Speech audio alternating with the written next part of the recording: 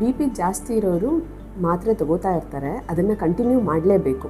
ಅದ್ರ ಜೊತೆಗೆ ಕೆಲವೊಂದು ಜೀವನ ಶೈಲಿಯಲ್ಲಿ ಬದಲಾವಣೆ ಮಾಡ್ಕೋಬೇಕಾಗತ್ತೆ. ಅದೇನೇನು ಅಂದರೆ, ಮೊದಲನೇದಾಗಿ ಆಹಾರ ಪದ್ಧತಿಯಲ್ಲಿ ಬದಲಾವಣೆ, ಅಂದರೆ ಉಪ್ಪು ಕಡಿಮೆ ಮಾಡ್ಕೊಳ್ಳೋದು, ಸೊಪ್ಪು ತರಕಾರಿ ಹಣ್ಣು ಆದಷ್ಟು ಜಾಸ್ತಿ ಸೇವನೆ ಮಾಡೋದು. ಎರಡನೇದು ಎಕ್ಸಸೈಸ್, ಅಂದರೆ ದೈಹಿಕ ವ್ಯಾಯಾಮಗಳನ್ನ ಮಾಡೋದು. 30-40 ನಿಮಿಷ ಅಟ್ಲೀಸ್ಟ್ ವಾರದಲ್ಲಿ 3-4 ಬಾರಿ ವ್ಯಾಯಾಮ ಮಾಡಬೇಕು. ನೆಕ್ಸ್ಟ್ ನಿದ್ದೆ, ಅಟ್ಲೀಸ್ಟ್ 7-8 ಗಂಟೆ ರಾತ್ರಿ ಒಂದೇ ಟೈಮ್ ಫಿಕ್ಸ್ ಮಾಡಿಕೊಂಡು ನಿದ್ದೆ ಮಾಡಬೇಕು.